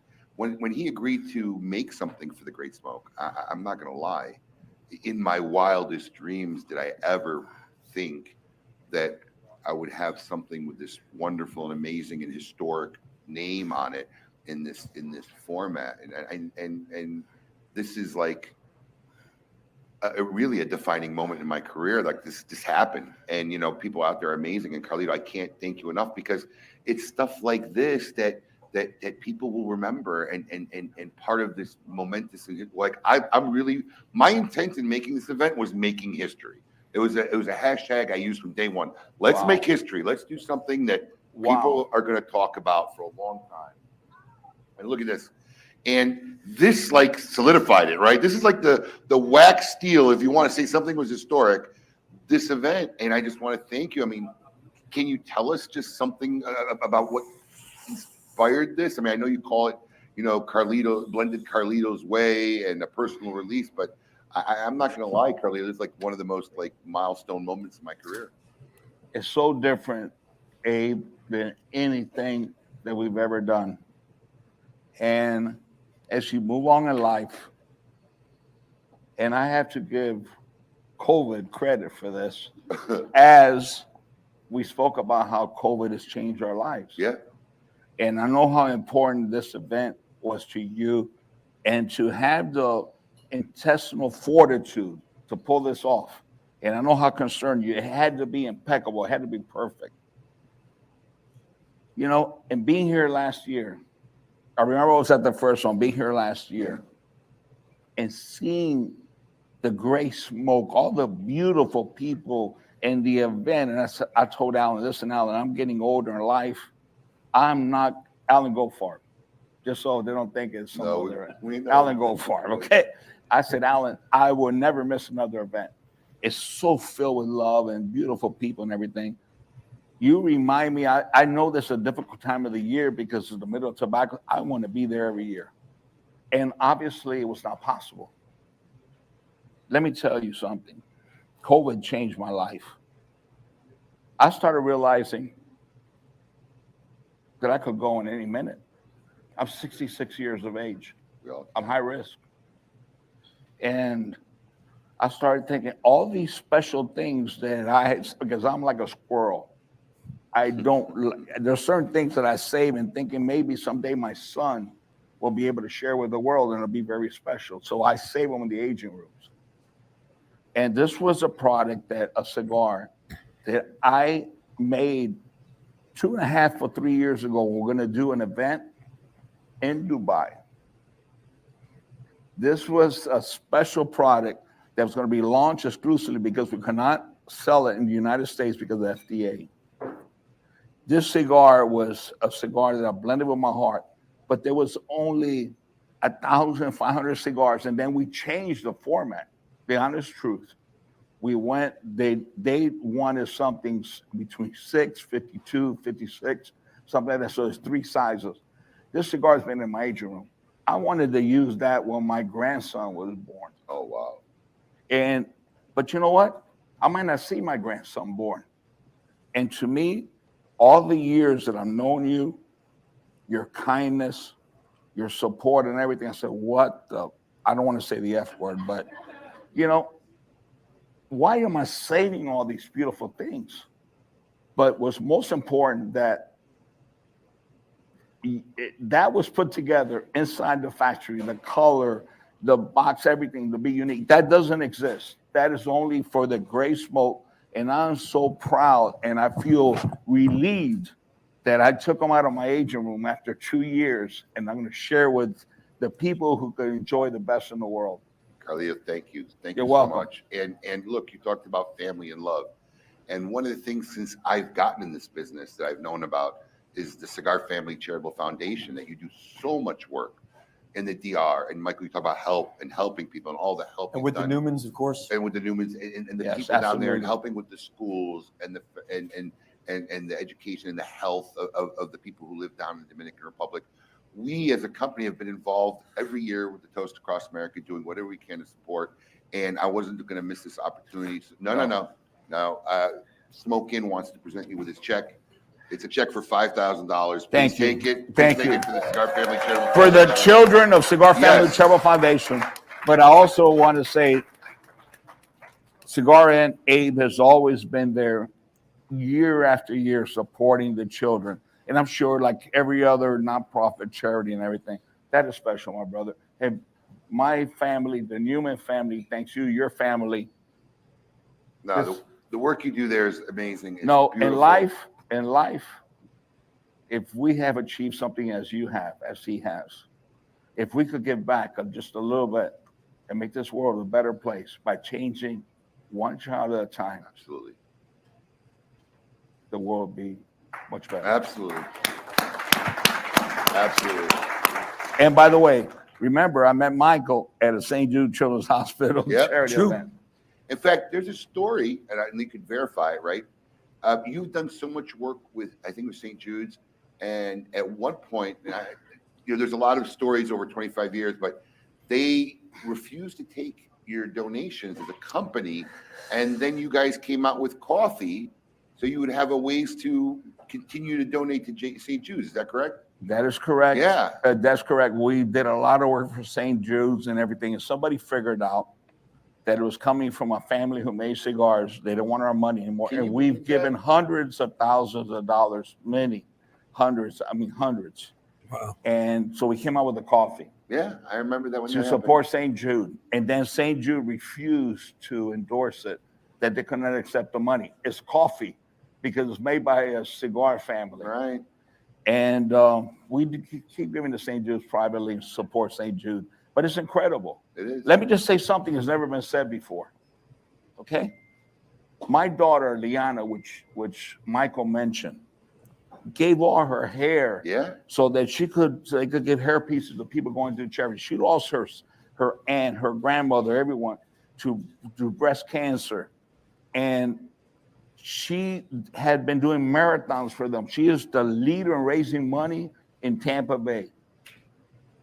And when we did this event that we said we're gonna get $15 a box for the rare pink, that charity, the head charity from American Cancer Society, said they couldn't take the money. It came from a cigar family. So we found another. This is what we just did? Listen, and I wanted to go to Tucker Carlson and tell him. Wait, the one we But just did? Yes, Oh yes. my God. The money is theirs in escrow. I didn't hear this. It's going to be given to another charity. Let me tell you something. It is so hypocritical. So if you help people and this, this has never been made public because I got legal people who advise me don't talk about American Cancer Society. It'll just stay among us. Yeah, Okay. nobody knows. That's important that it stays among us. But my daughter found another charity that dedicates their lives and everything in breast cancer awareness and helping people and this and that, where the money's going to go. Because the American Cancer Society, all of a sudden say, no, we can't accept your money. That's insane. Well, it's a testament to her that it doesn't deter her, and she continues No, to do. we're never going to give up. That's We're going right. to keep helping the people. We'll That's keep right. doing what we're doing because there's more good people in this That's world right. than all those assholes out there who are nothing but bureaucrats. That's right. Thank you. That's right. So, this limited edition product, it's already crashed the site, from what I understand. I don't even think we put it up for sale yet. People are waiting to We'll buy open it up. So, I don't know where you saw it. it's for sale. It starts now. So good luck. Boom. Good luck. Please. There's only a few. Yeah, please. So- Yeah, good luck. I mean, look, if you don't get it, I know I'm going to get all the calls. Hey, If you don't get it, hey, be somebody grateful. invite me. I want to smoke one too. We're going to smoke. You want to smoke one now? You want to smoke one? Come on. No, it's good. That's good. Remember, not until Brandy smokes one. We're will I gonna- smoke one. Listen, Brandy and I are going to smoke. I'm going to spoil her. This is going to Look be at- like her first you know smoke what? of sex. It looks And beautiful. probably your only. Hey, If you- really, you hand them out. Hey, not for anything, my brother, but it looks beautiful from a distance. Special. Listen, I want to do something so special for Abe and Smoke In that is out of the box. If you could say that, the packaging, the way it is, the colors, it was something. It's not opus, but it is an opus. But it's a special opus that I blended with my heart and soul. And I don't think there's a better event to launch it and for never be seen again than right here with Smoke In. Thank and you this so event. much. Thank you. The Gray Smoke. Thank you, Carlito. I'm honored. Always a pleasure. Thank you for being here today. Thank you. Listen, I know you're busy. I know the schedule everybody's got, and for you to take time out of your day, not just to be involved in the event, but to come here physically in person, share your stories, share your love. I'm indebted. Thank you so much. Thank you, Abe. Thank you Thank for you. making this happen. Thank you for this great success of bringing the world together with something we're so passionate about, is sharing the love. It's not about cigars, it's about people. God bless you and your Thank family. you. You also, Thank you. Mike. Give it up for Carlito Fuente. Here, Michael. That's one for you. Thank you. One to Carlito. From Abe. Smoke one later. That's not Brandy's. That's not Brandy's, I That promise. Put it back, sell it. I'll smoke it later. Wait, I got an idea. Here we go. I got an idea. How about we auction that? Oh, go ahead. I'm going to auction it right now. You're the man. And we'll give the money to Cigar Family Charitable Foundation. I love it. I So- love it. How about that? You down? Go ahead. All right. On you. We got this cigar. We're going to This is auction it what we right call now. ad-libbing. We're going to auction it right now. I'm going to open the bidding at $10. Sorry, Who's bro. going to give me $10 for this cigar? 10. Who's going to give me 50? I need 50. Natural. 100 over there. I need 200. Natural. 300. Natural Where's at the 1,000? I'll this. take it. 1,000. Give me 1,100. I got 1,000. I need 1,100. Who's in for 1,100? I got 1,000 over here going once. 1,000 going twice. 1,100. Who's in for 12? I got 11. Who's in for 12? This is 11. I flash. need 12 over here. I got 1,100 with you. I need 12 over here. 12. 12. 1,200. 13 to you. 1,300. I Oh, need 14. 13. I need 1,400. 13. I need 1,400 to you. I got 1,300 here. I need 1,400. 13. I need 1,400. Very easy. You just say yes. You ready? $1,400. 14. I need 15. 1,400. I need 15. I got 1,400. I need 1,500. Wow. 1,500. 1,500 for the man. I tell you what. How about we do this? You were at 1,400. Carlito, you said 1,500. Would you have gone to 1,500? Because I have two.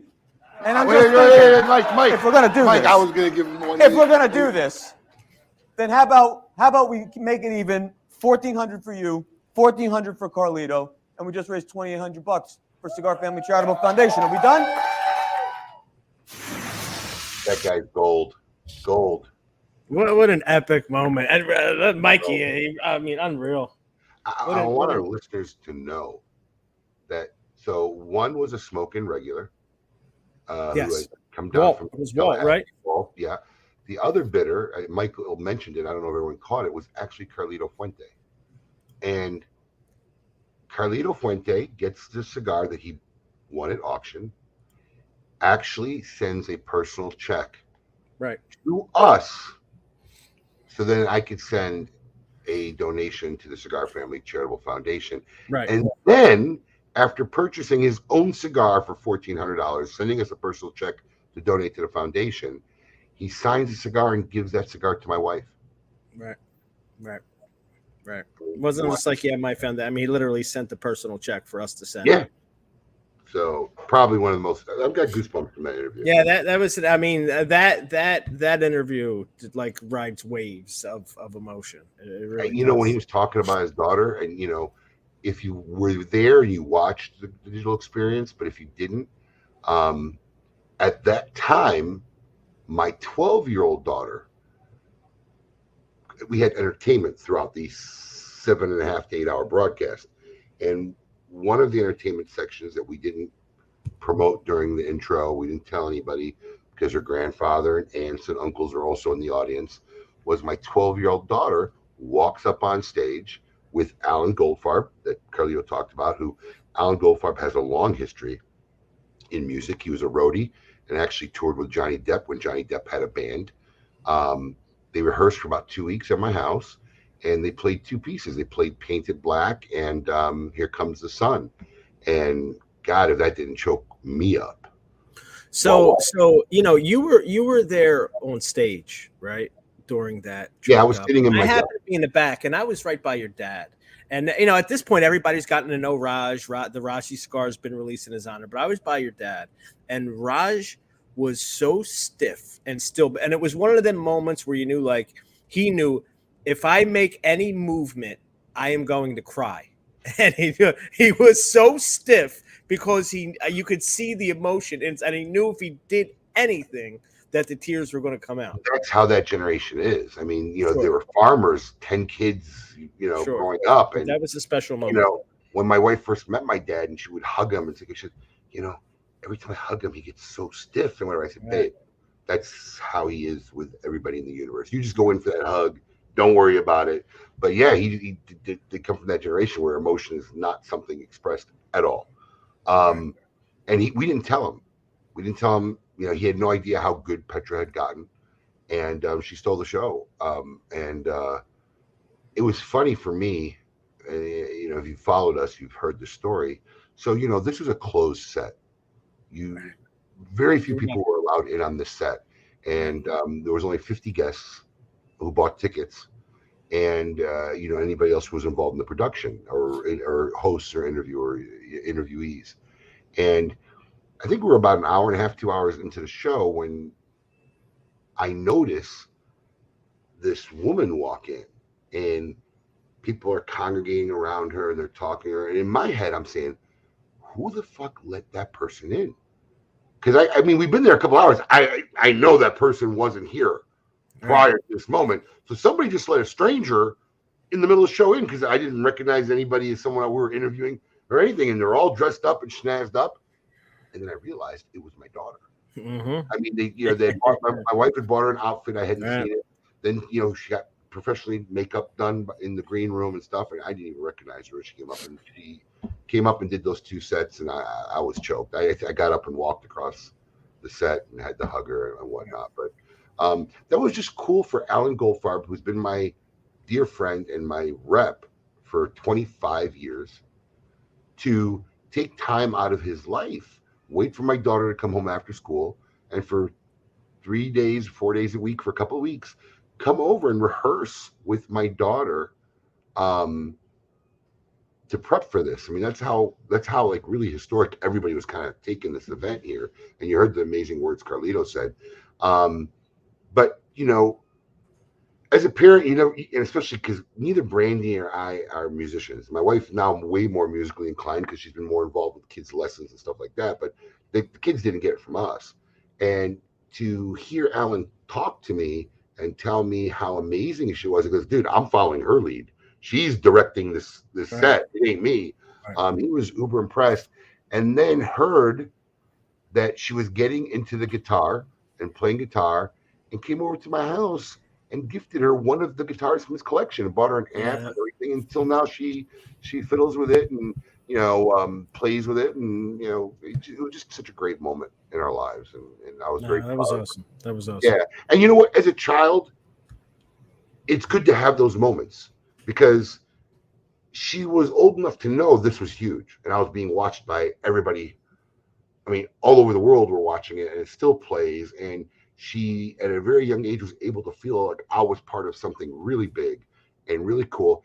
And I think that changed her psychologically about her career and life in music. And, you know, realized that I could have moments like these in my life. And, you know, I think she got a lot more serious about her music after that.